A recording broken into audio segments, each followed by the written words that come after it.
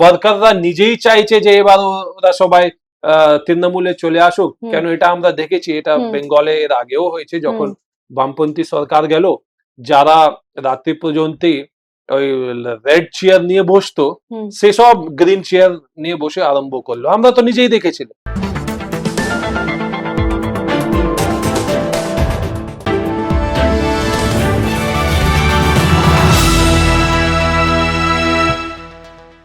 দল ভাঙেনি, তাই আরো কঠিন হচ্ছে লড়াই। বিজেপির লাগাতার চাপ, কাটমানি বিতর্ক, তৃণমূল নেতাদের চম্পট দেওয়া ও অভিষেককে ঘিরে একাধিক জল্পনার সুরে রাজনীতি। বিজেপি পঞ্চায়েত ও পুরসভা দখলের জন্য ভাঙন ধরানোর চেষ্টা করছে ঠিকই, কিন্তু বুথ স্তরে নতুন সংগঠন গড়ে পাল্টা লড়াইয়ের প্রস্তুতি নিচ্ছে তৃণমূল। মমতা বন্দ্যোপাধ্যায় এখনো দলের প্রধান মুখ, একথাও বলেন তৌসিফ আহমেদ খান। একই সঙ্গে দুর্নীতির অভিযোগে জড়ানো পূর্ণ নেতৃত্ব সরিয়ে নতুন মুখ আনার ইঙ্গিতও দিলেন তৌসিফ। বিজেপি কি পঞ্চায়েত এবং মিউনিসিপ্যাল ইলেকশন প্রিপোন করতে চাইছে by dissolving or engineering large scale defections? দেখুন, স্টেট গভর্নমেন্টের উপরে আছে। উনি হয়তো বিজেপি হয়তো নভেম্বর মাসে অব্দি ওয়েট করতে পারে, না হলে ওর আগেই ডিসমিস করে কর্পোরেশনকে আবার ইলেকশন করতে পারে। একটা আপনি একটা চিন্তা ভাবনা করে দেখুন, এখনো মেয়র হচ্ছেন ফিরহাদ হাকিম, তৃণমূলের একদম স্টালওয়ার্ড, কিন্তু কর্পোরেশনে এখনো পর্যন্ত ফটো আছে পিছনে মমতা ব্যানার্জি। এখন চিফ মিনিস্টার চেঞ্জ হয়ে গেছে, শুভেন্দু অধিকার এই ফটো লাগিয়ে কি ফিরহাদ হাকিম বসে কাজ করতে পারবেন?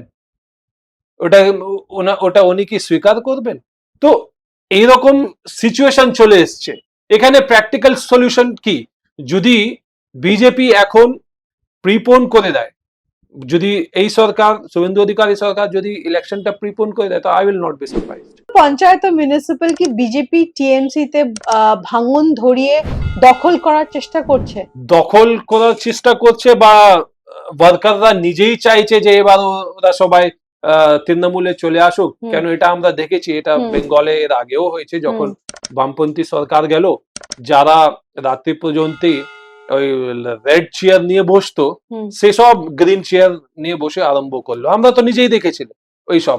তো ওইসব দিন দেখে যদি এখন এই শিফট হয়ে যায়, তাহলে ওতে কি আছে? ওতে কিছু আসা যাবে না। ঠিক আছে, এরকম তো হয়, এটাও তো হতেই পারে।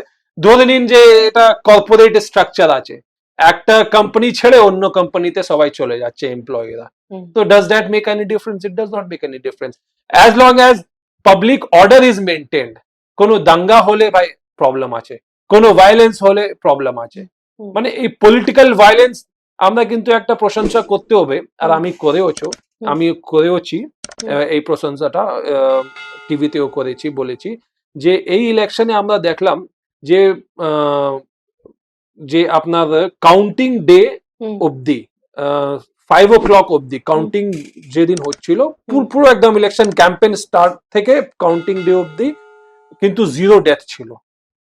আর যদি আমরা এই জিনিসটা কম্পেয়ার করি প্রিভিয়াস ইলেকশনে, আমরা দেখেছি যে পলিটিক্যাল ভায়োলেন্স হয়েছে কাউন্টিং এর আগে, ইলেকশন ডেতে ভায়োলেন্স হয়েছে, প্রচারের সময় ভায়োলেন্স হয়েছে। কিন্তু এই 2026 ইলেকশনে প্রচারের সময়, কাউন্টিং ডেতে সময় ভায়োলেন্স দেখা গেল না। অ্যাটলিস্ট নেগলিজিবল ভায়োলেন্স ছিল, ডেথ দেখা গেল না। এখন পোস্ট পোল ভায়োলেন্সটা আমরা দেখেছি। মিউনিসিপ্যাল গুলোতে যদি টিএমসি হারে, তাহলে 2029 লোকসভাতেও নিশ্চিহ্ন হয়ে যাবে, যেটার জন্য কি স্ট্র্যাটেজি বানিয়েছেন? মানে নিশ্চিহ্ন, আপনার কি মনে হয় যে এখানে এই মিউনিসিপ্যাল এবং পঞ্চায়েতে যদি হেরে যায়, তাহলে 2029-এ টিএমসি কমপ্লিটলি নিশ্চিহ্ন হয়ে যাবে, নাকি টিএমসি কোনো স্ট্র্যাটেজি অলরেডি বানাতে শুরু করেছে? দেখুন, সেটা তো তৃণমূলের যারা এখন কোর কমিটি আছে তারাই বলতে পারবে যে ওনারা কি স্ট্র্যাটেজি নিচ্ছেন। তৃণমূলের কাছে মমতা ব্যানার্জি ছাড়া আর কোনো বিকল্প নেই। তো মমতা ব্যানার্জি কতটা সময় দিতে পারবেন, কতটা ফিজিক্যালি মিটিংস গুলো জয়েন করতে পারবেন, কতটা ওনার হেলথ পারমিট করছে, সেটা টোটালি তার উপরেই ডিপেন্ড করবে।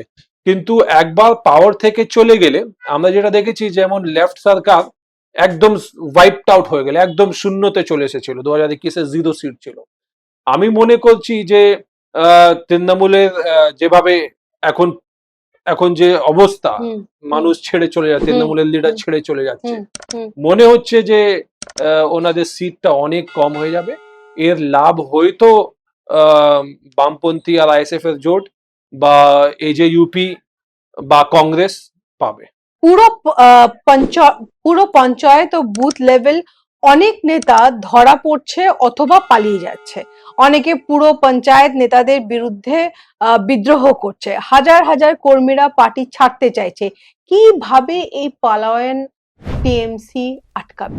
এই প্লায়ন তো দেখুন, যখন আহ, তৃণমূল হোল ইকোসিস্টেম, যদি কোনো পার্টি, শুধু হুম, তৃণমূল কেন, যদি হুম, পুরো পার্টির ইকোসিস্টেমটা এরকমই থাকে হুম, যে বেনিফিটের উপরে থাকে, ট্রানজাকশনাল থাকে, হুম, যে এই বেনিফিট আমি পাচ্ছি হুম, তো আমি এই পার্টি করব, হুম, যেখানে আইডিওলজি মিসিং, হুম, তাহলে এটা কিন্তু স্টপ করা অনেক কঠিন হয়ে যাবে।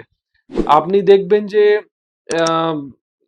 লেফটের কিন্তু কিছু ডেডিকেটেড পার্টি ওয়ার্কার এখনো আছে, হয়তো ওদের মানে ইমমেটেরিয়াল, ওরা যেহেতু এখনো পার্টি ফ্ল্যাগ বেয়ারার আছে। হুম, আপনি দেখুন কংগ্রেস টোটালি শেষ। হুম, কংগ্রেস যখন তৃণমূল, মমতা ব্যানার্জি ভেঙে হুম, তৃণমূল কংগ্রেস করলেন, হুম, সবাই কিন্তু ওই পাওয়ার জন্যেই তৃণমূলে হ্যাঁ, চলে এসেছিল। হুম, তার মানে একটা ট্রেন্ড আছে, এই যে পলিটিক্যাল ওয়ার্কার একটা ট্রেন্ড আছে, এটা ওই যেটা আমি বললাম যে কর্পোরেট কোম্পানি মতন, যে একটা কোম্পানি ছেড়ে অন্য কোম্পানিতে জব হুম, করতে যাচ্ছে। হুম, হুম, কিন্তু রাজনীতি বা স্টেটের উন্নয়নের জন্য এটা কতটা ঠিক, আমি মনে করি যে অ্যাটলিস্ট আইডিওলজি হওয়ার দরকার। হুম। অভিষেক ব্যানার্জির মাথায় গ্রেফতারের খাড়া ঝুলছে। মমতা ব্যানার্জি বয়স্ক এবং অসুস্থ। শোভনদেব বাবু আরো অসুস্থ, যাকে লিডার অফ অপোজিশন করা হয়েছে। তাহলে কারেন্টলি টিএমসির নেতা কে? দেখুন, আমরা তো এটাই জানি যে মমতা ব্যানার্জির পরে অভিষেক ব্যানার্জি, তাহলে তো তৃণমূলের নেতা অভিষেক ব্যানার্জি আছেন। তো যদি ওনার উপরে অ্যারেস্ট হয়ে যাবে, তারপরে কে আছে সেটা তো আমরা বলাটা খুব মুশকিল, যেহেতু এখন লিডার অফ অপোজিশন শোভনদেব বাবু আছেন। হুম, তো শোভনদেব বাবু ওটা চিন্তা ভাবনা করবেন, মমতা ব্যানার্জি ওটা চিন্তা ভাবনা করবেন যে ওনার পুরো টিমটা কোথায় আছে।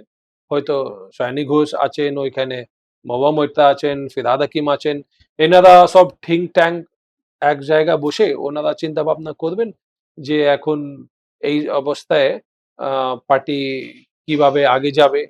আর ওনাদের যে এত এক্সপেন্সিভ অ্যাডভাইজার আইপ্যাক, ওদেরকে একটু কনসাল্ট করতে হবে। অনেক জায়গায় কাউন্সিলররা ধরা পড়ছে কাটমানির অভিযোগে, অথবা তারা অবৈধভাবে বানানো সম্পত্তি ছেড়ে পালাচ্ছে। আপনারা এই সমস্ত জায়গায় পার্টিকে রিবিল্ড করার জন্য কিভাবে নতুন নেতাকে চুজ করবেন, বা কি কি নতুন পদক্ষেপ নেবেন, কি কি নতুন পলিসি নেবেন, পার্টি কিভাবে বাউন্স ব্যাক করার প্ল্যান করছে? দেখুন, কিভাবে পার্টি বাউন্স ব্যাক করার প্ল্যান করছে, এটা তো কালীঘাট থেকে আপনি পাবেন উত্তর, বা ক্যামাক স্ট্রিট থেকে পাবেন। আমার মতন লোক তো বলতে পারবে না, আর আমি মনে করছি যে ফিরহাদ হাকিম মতন লোকও বলতে পারবে না। এটা শুধু ওই দুই জায়গা থেকে আপনি উত্তর পেতে পারবেন। কিন্তু এখন যা পরিস্থিতি, হুম, আমি মনে করছি যে বিল্ড আপ করার থেকে প্রথমে, মানে প্রায়োরিটি হিসাবে বিল্ড আপের আগে, বাউন্স ব্যাকের আগে তো একটু সামলানোর দরকার আছে, যেভাবে লোক ছেড়ে চলে যাচ্ছে। হুম। মানে সবাইকে আগলে রাখার দরকার আছে। নিশ্চয়ই। সেই আগলে রাখার আপনার মতে এখন কে, একটা কি দুটো লোক আছে যারা সেই আগলে রাখার কাজটা করতে পারবে? ওল্ড মানে যাদেরকে দায়িত্ব দেওয়া হয়েছে অ্যাসেম্বলিতে, যেমন যারা চিফ হুইপ আছেন, যারা leader of opposition and deputy leader of opposition আছেন, তাদের উপরে মেন দায়িত্ব আছে, যেটা আমি মনে করছি। তারপরে যে পার্টির চেয়ারপারসন আছেন, পার্টির জেনারেল সেক্রেটারি আছেন, ন্যাশনাল জেনারেল সেক্রেটারি যিনি আছেন, ওনারাই ঠিক করবেন।